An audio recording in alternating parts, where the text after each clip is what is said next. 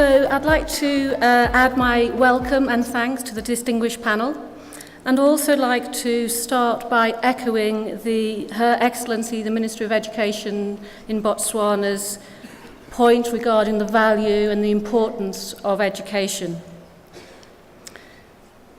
It's important, both education and research, to individuals, nations, and the global economy. The importance cannot be overstated. The Global Partnership for Education underscores this imperative, stating that education is more than reading, writing, and arithmetic. It is one of the most important investments a country can make in its people and its future, and is critical to reducing poverty and inequality. A commitment to achieving education and research excellence is a universal theme played out in nations around the world. Governments, educational institutions, and research organisations, however, face formidable challenges in realising this goal. We've heard how ICT is an enabler to education. However, at the same time, ICT provides challenges around maintaining the pace with IC innovations and developing human capital management. So preparing the students for the knowledge economy is critical and more demanding part of the education system. The knowledge economy requires a higher level of skills for students to succeed in the 21st century workplace. And so in this session, we will look at the key issues surrounding this and the modernisation of education systems. So to start, I'd like to address my first question to Professor Modisi around how many policymakers here today have huge demands, as we've stated, upon them in delivering basic education services and ensuring the delivery of foundation skills in respective countries. Yet at the same time, the world is changing rapidly and the demands of industry are such that greater solving skills are required. And so can I ask, Professor, how you are coping with this demand? Thank you, Chair. Yes, indeed, countries, including Botswana, are faced with this huge demand for delivering basic education. I think from, say, a national perspective, we do realize that our economy initially, or from its inception, was based on resources, specifically in this case, mining. And we are increasingly realizing that this mining will not sustain us forever. And I think the minister this morning put it very eloquently. And we are now in a situation where we have to transform into a knowledge economy. And from a national perspective, I would say there is a national diversification drive which emphasizes that science, engineering, and technology should be the emphasis for this transformation and this change. And responding to that, universities, for instance, the University of Botswana, is beginning to realize that we need to change the proportion of STEM graduates as opposed to the perhaps social science or arts type of graduates in the proportions. So it is a strategy that is a deliberate strategy that our government has embarked upon. The establishment of a new university, which is specifically for science, engineering, and technology, is also an aspect of this response. From an institutional level, I would also say that we are adopting policies which are responding to this very aspect.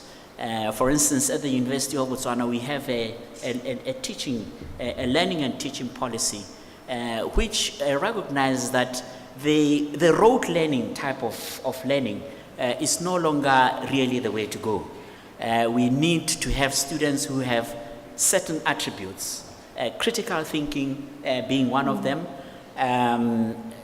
the skills in computer skills in communication are some of the attributes that we would like to impart to our students. So indeed, even the methods of learning, for instance, specifically in the medical school, the problem-based learning is the mode of learning that is preferred, which perhaps would be in contrast to perhaps the traditional rote learning.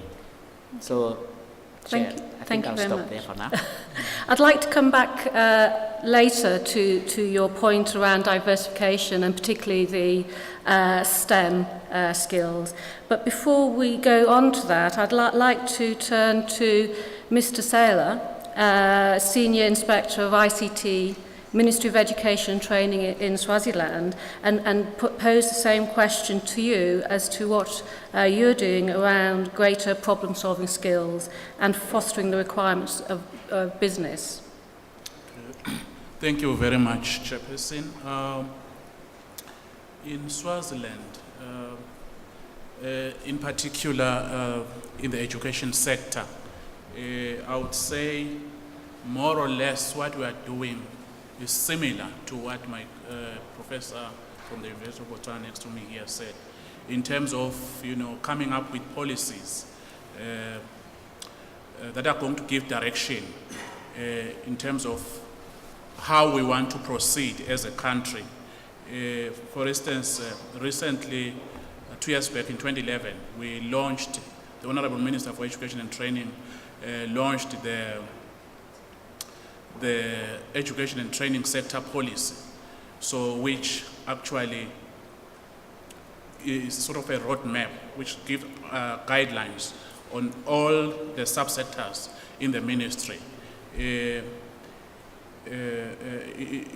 Of course, we want to have ICTs, incorporated in the curriculum.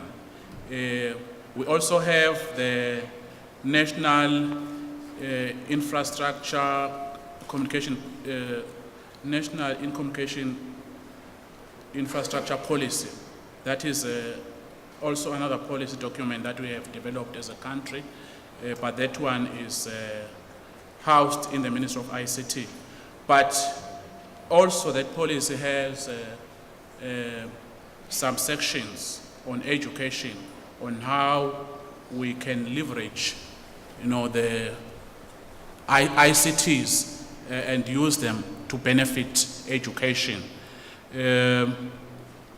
We currently, in the Ministry of Education, we are battling with the idea of whether to introduce entrepreneurship as a standalone subject in our school education system, or actually integrate it across the curriculum, because the curriculum already is crowded. There are so many subjects, but we haven't made a decision yet, because we have realized as a country that the job market itself is becoming saturated, and it's very difficult to get a job maybe after having trained at higher education. So we want to encourage the spirit of entrepreneurship.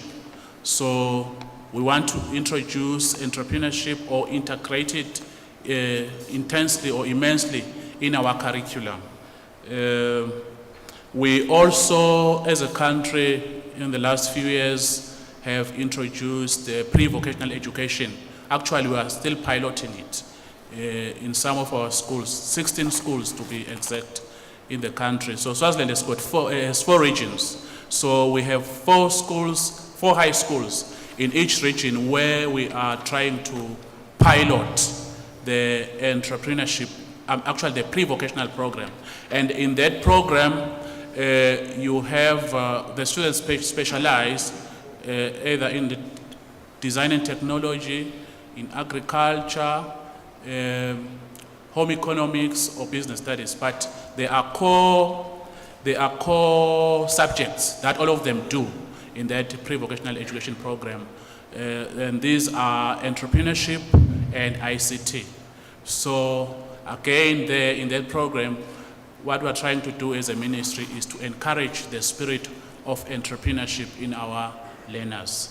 So what I'd like to do is just pick up on another points that have been brought back. I think throughout this session we will revisit this concept of a policy around education and the importance of ICT within that policy, but also enabling the assessment and review of that policy. But picking up a couple of points that Professor Modisi mentioned in his response around diversification and STEM, I'd like to pose a question to Honorary George Werner around the STEM skills around science, technology, engineering and maths.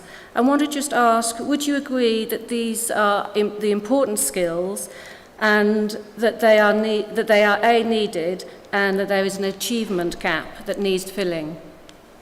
Thank you very much for that question.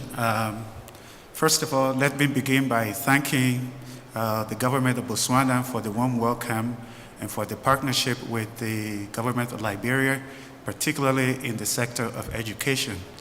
And let me just say thank you to all the nations in here, because Liberia this year celebrates 10 years of unbroken peace. And many in here contributed towards the peace which we enjoy today.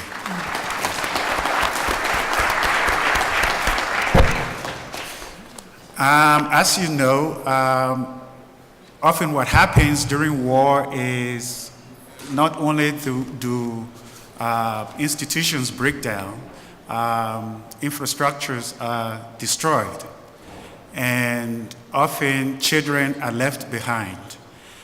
Without boring you with statistics, may I just give you a key statistic in terms of the demand that was spoken of earlier. More than 63% of those in secondary school in Liberia now are older than their grade allowed ages. And that is because of the war. Many young people were left behind in terms of basic primary education. So one of the many things we are doing in Liberia is not just reforming institutions, but we are also creating new ones to meet up with the demand. And we have a national capacity development strategy which prioritizes the sciences.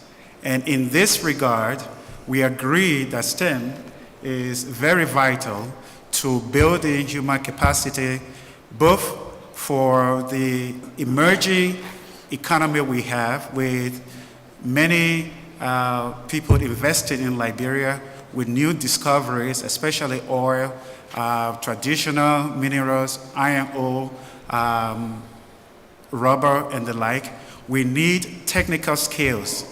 Somebody said earlier that there are vacancies in many industries, but sometimes we don't have the appropriate skills and knowledge to fill those vacancies. So we agree, and this is why we are very grateful again to the government of Botswana through the leadership of Her Excellency, the Minister of Education, for giving many young Liberians an opportunity to come to Botswana to be in institutions like the University of Botswana, Buist, and to learn these hard-to-study disciplines in order to return to Liberia to fill the hard-to-fill positions that we have, so that the country can move forward, so that we can continue to sustain the peace which we enjoy today.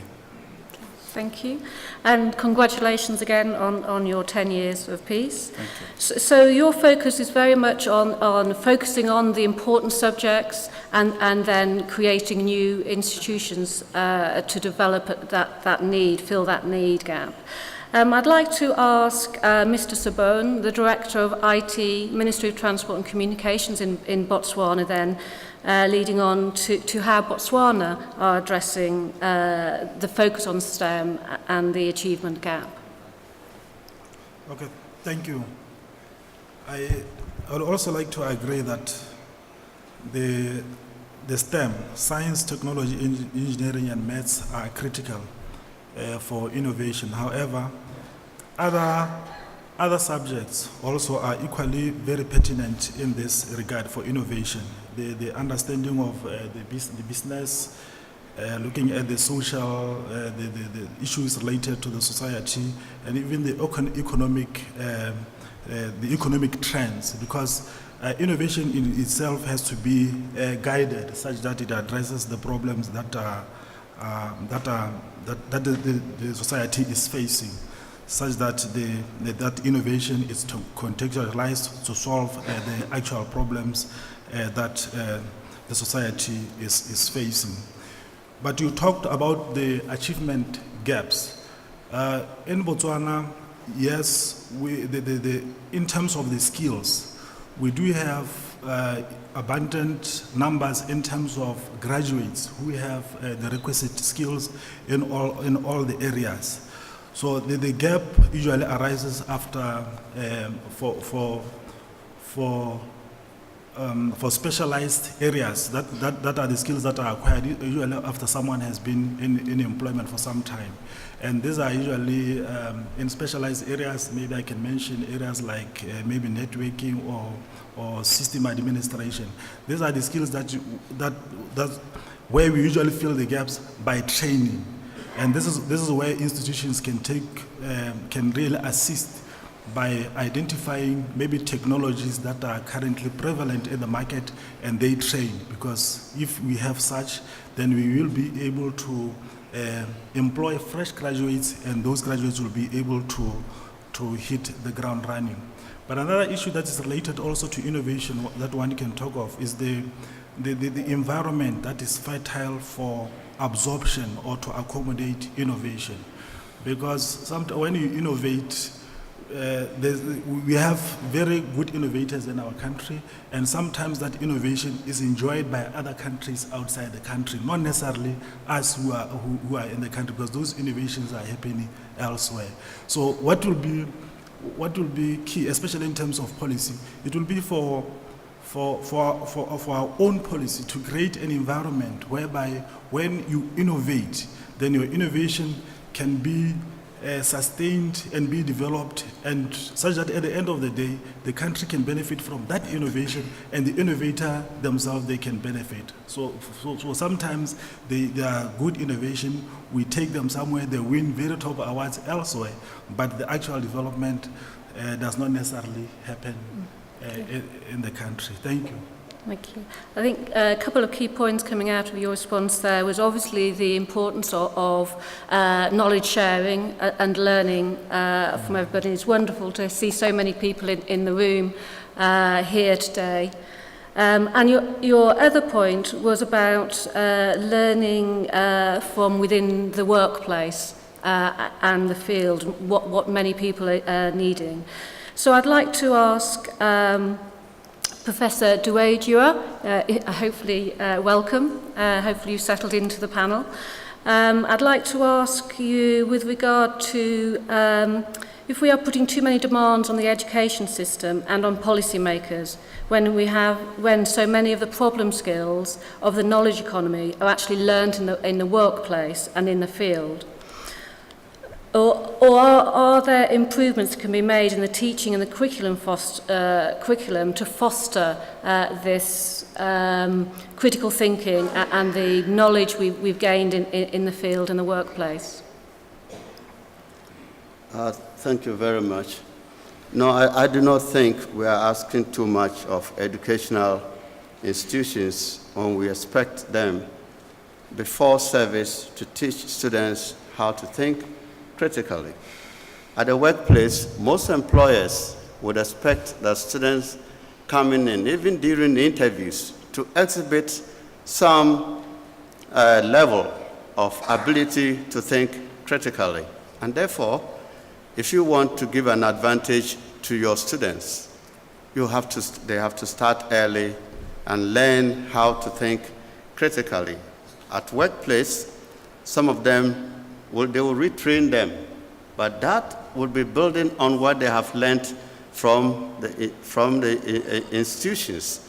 Therefore, I think that something has to be done within the training institutions, which will require a change of curriculum, thinking of the teachers who teach the students themselves have to learn to teach critical thinking skills. And it's a collaboration between the industry and the institutions. So I would say that we're not asking too much of the system. However, it does require a lot of investment, and therefore, if you want to do it properly, an investment in terms of resources, which will be human, retraining the teachers themselves to teach the students how to teach, and providing the appropriate resources. One of the major problems institutions would have is the large numbers that it's typical to find a classroom this size here. And it's a very difficult thing to manage that. This is an excuse given by many training institutions. But a lot of disciplines, it is possible. I'd like to leave it here for now. Thank you very much. I'd like to pose the same question to Professor Modisi from the University of Botswana and ask how closely are you working with business around critical thinking? Thank you, Chairperson. Yes, I'll talk from my own institution where I know best what we are doing. We are following a strategy which one of its pillars is developing relevant and high quality programs, as well as making these accessible.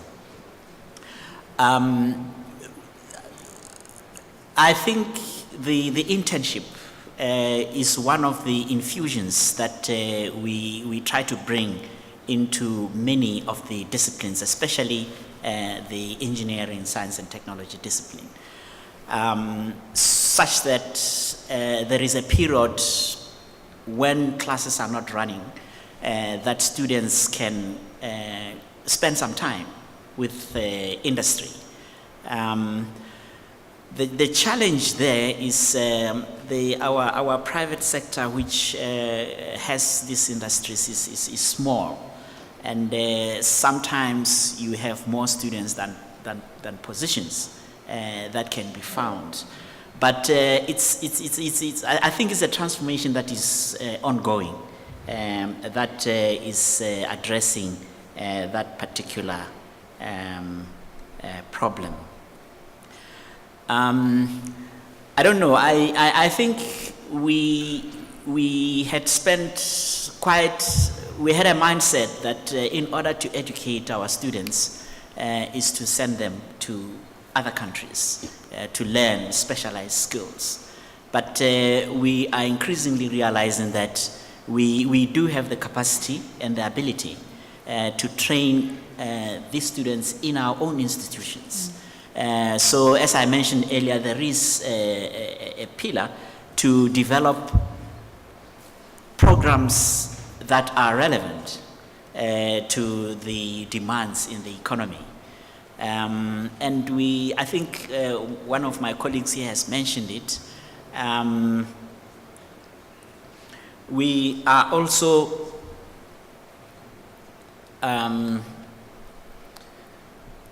engaging students in what I would call research. Research which would enable them to specialize, but also postgraduate training. So we're increasingly growing in that area such that our students can become more specialized. Thank you. I'd like to pick up one point you were talking about with regard to internships, and maybe direct a question to the Honourable George Werner from Liberia in respect to the scholarships in Liberia, and how are you directing the scholarships to foster that relationship with business, or indeed other countries? Thank you for that question. The way we build our what we call bilateral scholarships, because these are scholarships we work with other governments. So they are not mainly from the private sector. The private sector in Liberia does its own thing. So the way we build them is based on our national capacity development needs. We communicate our needs, which are mainly in the sciences, medicine, IT, engineering, agriculture, and mining. We communicate these needs to our bilateral partners. And on the basis of that, we come up with agreements, and we send students to these countries. And with some of those countries, we build into the agreements that the students come back at some point for internships. And so one of the things we're working on with the private sector is to get their buy-in in such a way that these students are placed within those private sectors, so that government that doesn't have the capacity to absorb everyone, these students, some of them can go into the private sector, beginning with the internships. Thank you. So we've started looking at the relationship and the impact of the curricula around relationships between education and industry. And I'd like to pick up on a few points that have already been mentioned around innovation and also the importance of ICT skills. And I'd like to ask Dr. Tsela, looking at the improvement in innovation and the importance of youth employability. With regard to youth employed, they represent a massive untapped potential. And would you agree that innovation must play a central role in the education system? Okay, thank you. Yes, I would agree that innovation should play a central role in education. We have a number of programs in Swaziland. For instance, in the Ministry of Education, we do have a unit of adult and non-formal education, which actually looks into providing skills for adults in rural communities mostly, and also out-of-school youth. So in that way, we are trying to, give them the skills that they need to survive, and come up with some income-generating projects.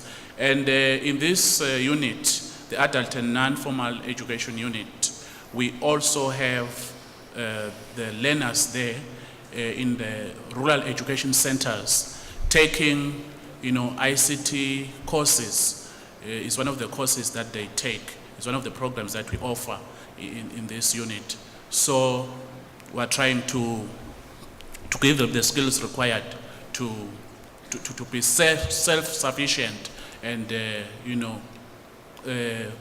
be able to make a living. Now, also we have the whole government of Swaziland now has an e-government initiative, electronic government initiative, which has just been recently established and is in the Prime Minister's office. So this is a national initiative whereby all the government ministries are involved. Of course, e-government, ICTs, is the use of ICTs, in service delivery, government services. So we are moving in that direction as a country. So, for instance, in education, we have to come up with, e-education programs. In health, they have to come up with e-health programs. So, yes, I entirely agree that that is the way that we should be going. And of course, maybe if I may add, for the e-government initiative, already we have in place the e-government strategy that is going to help us as we move forward.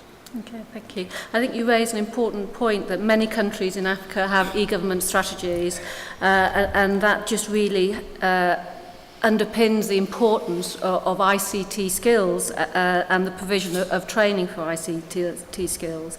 I'd like to ask the same question to Professor Duwiejua from Ghana and to see, do you see ITC systems as a necessary catalyst for enabling innovative learning and innovative doing? Oh, certainly. ICT is a major catalyst. But before I go on that, I'd like to say something on the question which says, would you agree that innovation must play a central role in the education system? Yes. Innovation, from my understanding, means the ability to translate ideas into tangibles. To do this, students must be trained to think creatively, so creativity and innovation would go together. And if we want our students to do this, we have to teach them these skills so that they'll be able to adapt. The fact that you've studied history in school does not mean when you leave and you don't have a job in that, you can't do something else.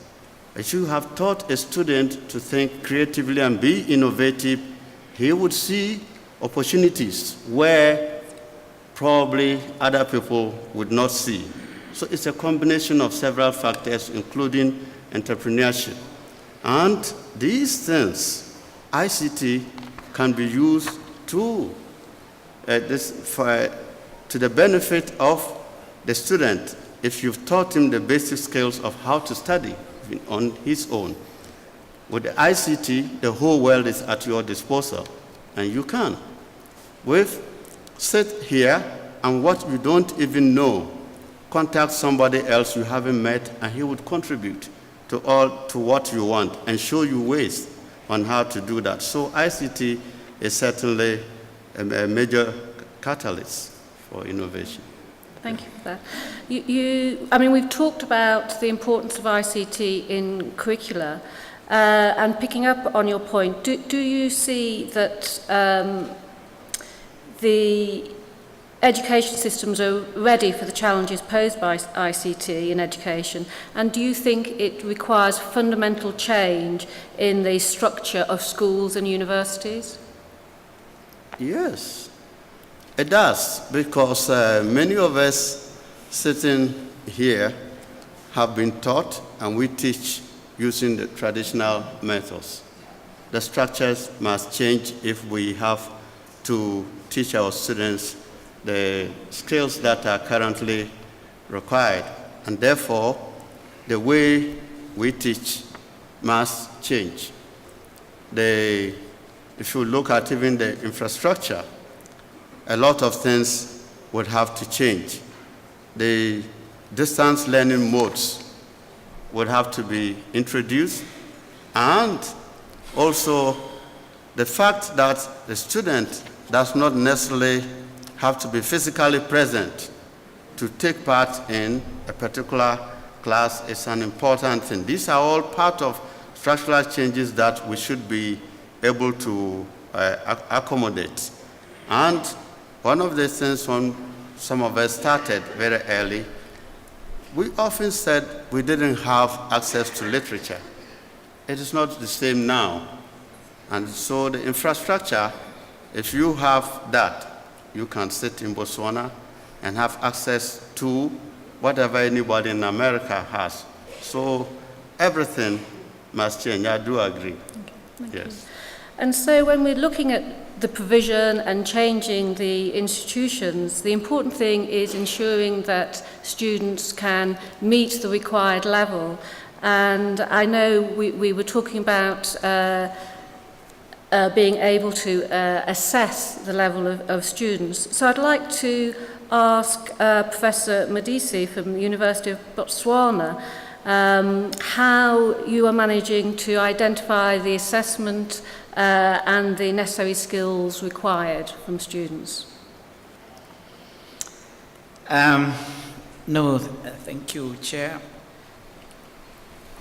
I think we integrate ICT. I think here in Botswana, we do really endeavor to integrate ICT as much as we can. At tertiary level at the university, for instance, in addition to face-to-face instruction, we have, yes, online learning, which is blended together with face-to-face instruction. Just to mention a name, perhaps, we do use WebCT as a supplementary part of instruction, Moodle being another, as a supplementary part of instruction. And in classes which perhaps are large classes, we do also implement online assessment to students. So yes, we do integrate it, and I think it will cascade even to secondary, because secondary school learning, and to primary school learning as well. Usually the challenge is the hardware, to actually get the hardware in place. But we are beginning to recognize that mobile devices are getting smarter and smarter. They are as good as laptops to a great extent. So the smartphone, I think, is going to be one of the hardware we're going to have to look at because it's available. If you walk around campus, every other student has a smartphone, and this can be used, and we are developing methods and ways by which we can develop these devices as a way to integrate ICT into our learning, teaching and learning.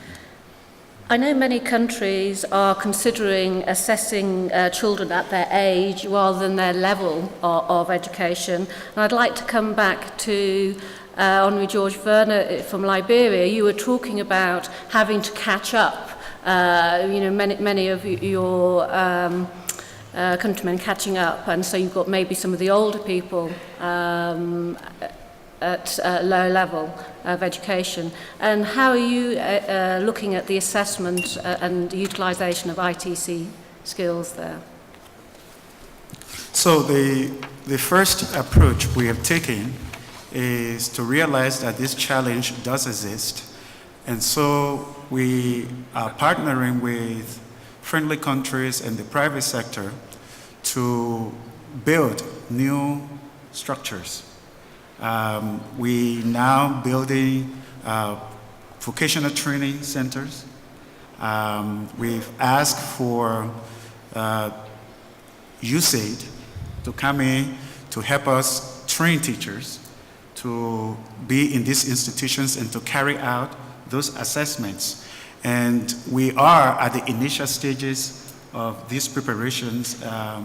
Many of these young people, as you know, it's a very urgent situation.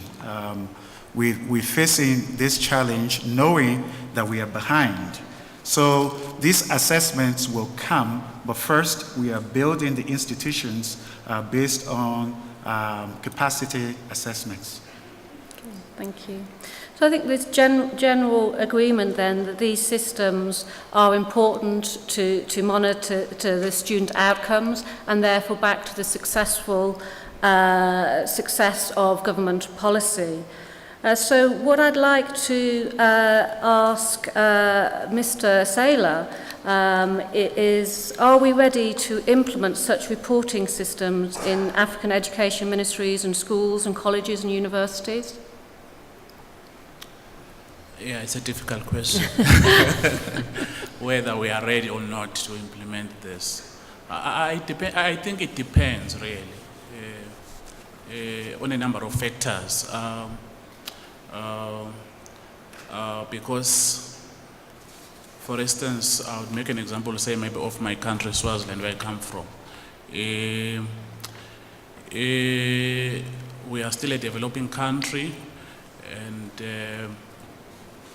most of these new innovations, ICTs, assessment using ICT tools require funding, of which might not be readily available, to us. So that is why I say it depends, maybe on the level or on the economy of that particular country. So I don't know, I wouldn't say yes or no to that question. I think my answer would be, it depends on a number of factors, one being maybe, finances, and maybe expertise. Do you have the required expertise to do that as a country? So I think that's how I can respond to that one. Okay, Thank you. Thank you. And can I maybe ask direct the same question to Mr. Sabone from Botswana? Do you agree that these systems need to better track the results and effectiveness of government policy?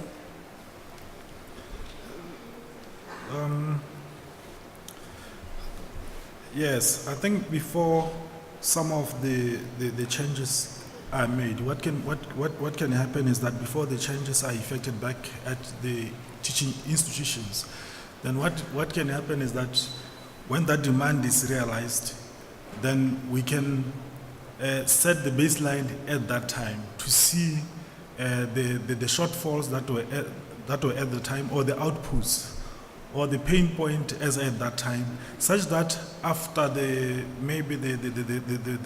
first graduates have entered into the market, then that can also be reviewed to see if actually the policy has had the desired impact. So I think that can be assessed, and also even including what is also critical there is the interface between the business sector who are employing or absorbing those students and the feedback to institutions for that continuous improvement. Okay. Thank you. I mean, we heard in the earlier session the importance of data being able to allow more personalised learning, and I think the data is also important to be able to analyse and provide feedback to the success of education policy makers. So what I'd like to do maybe is move on then, looking at policy, and ask, should policy makers implement a national labour strategy to include skills development, capacity building and vocational training? And I'd like to ask that question of Professor Duwiejua from Ghana. You got my name right the first time.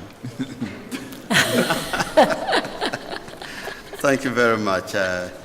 Yes, we need to do more beyond critical thinking, and then also bring in other interventions. You've mentioned here specifically apprenticeship and entrepreneur training. We have earlier on mentioned this.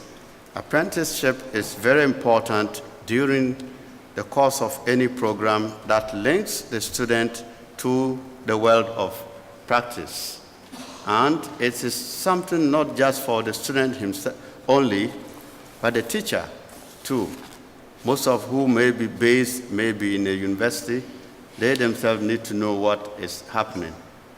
We would even like to have a situation where you rather have teacher practitioners, somebody in the industry who is taking part in this kind of collaboration.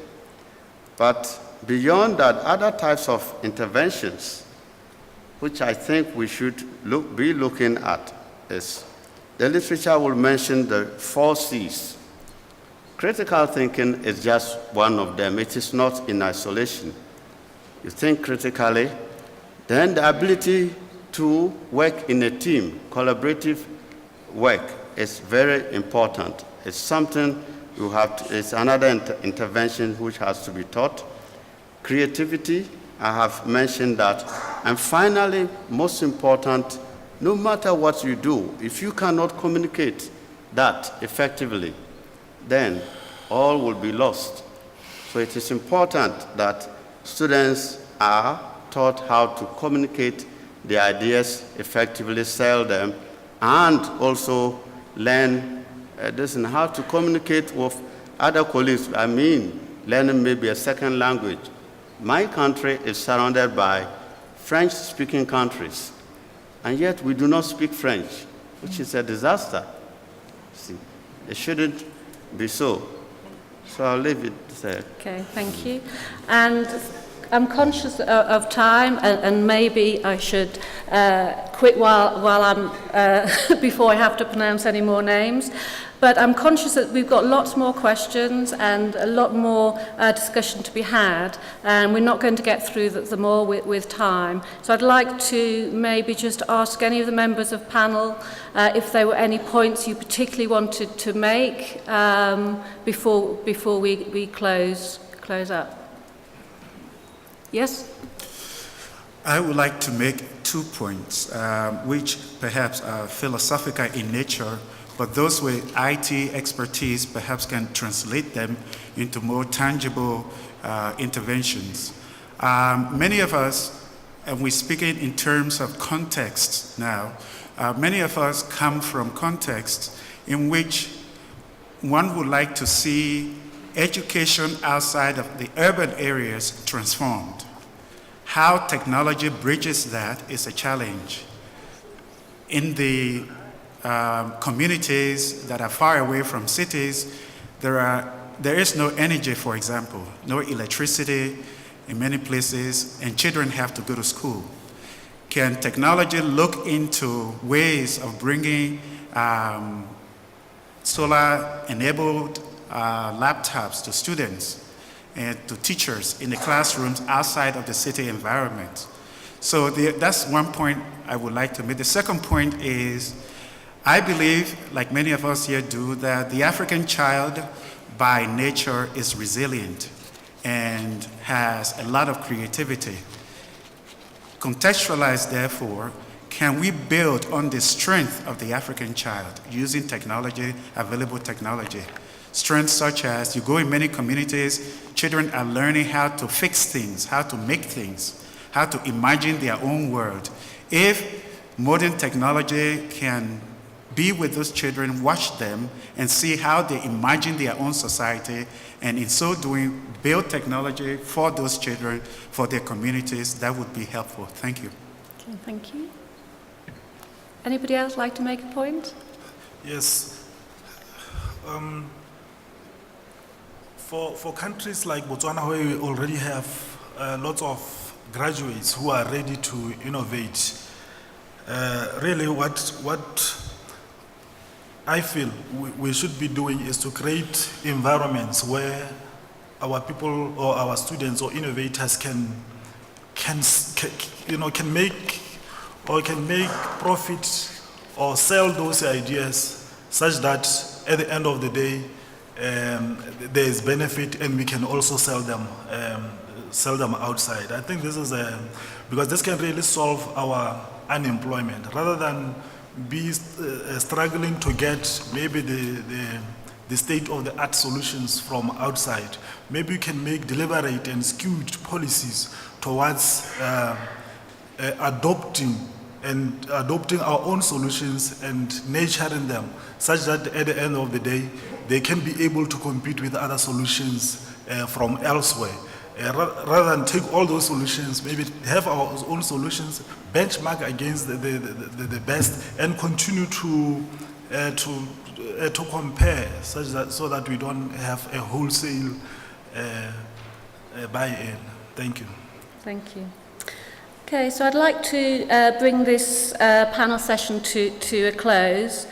We've heard from the panel that if investment in developing human capital for the knowledge economy is to take root, it must both resonate with local challenges, such as my colleague from Liberia is talking about energy accessibility, as well as societal norms. Investments and policies must also be measurable, which we've heard, and agile so that early interventions and corrective adjustments to policy can be made to reflect the changing world and demands for workforce skills. IT advancements in technology, which are often cited as fundamental challenges to education advancement and workforce development, are powerful enablers for governments to manage, review and execute on their education policy. Technology factors heavily at every stage of this quest and can play a critical role in achieving student operational and research excellence. And we've heard that education research institutions require technology partners that understand their objectives and unique challenges and can deliver innovative solutions that help to achieve their educational vision. At Oracle, our commitment to education and research and in Africa is both in terms of market focus as well as economic development and philanthropy. Technology is critical to the global economy, and computer science skills are fast becoming a fundamental literacy requirement. And access to good computer science education is a 21st century equity issue, and I think we've heard that from every member of the panel.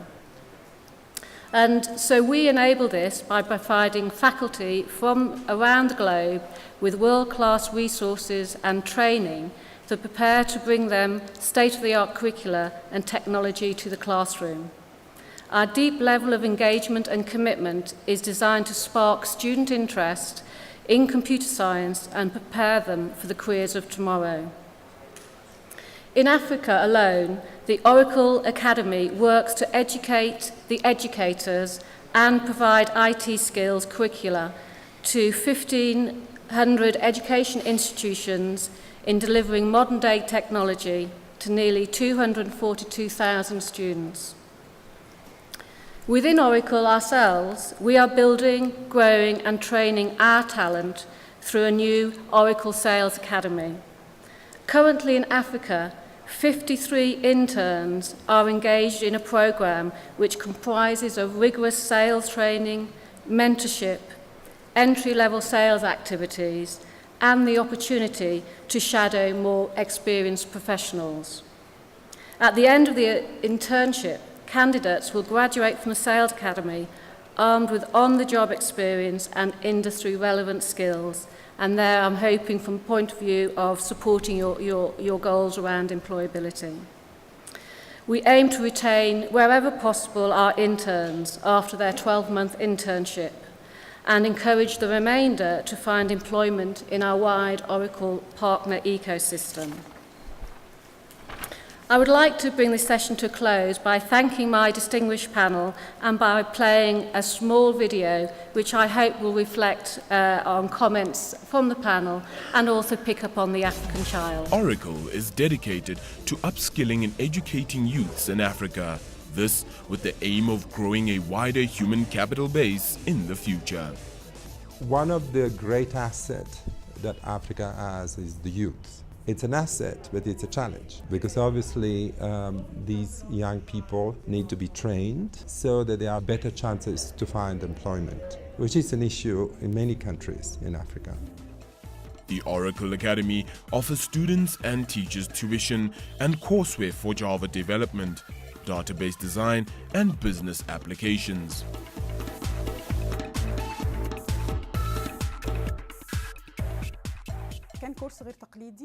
It's a very unusual program. It's developed to help children. It's a program that combines practical and theoretical programs, enhancing creativity.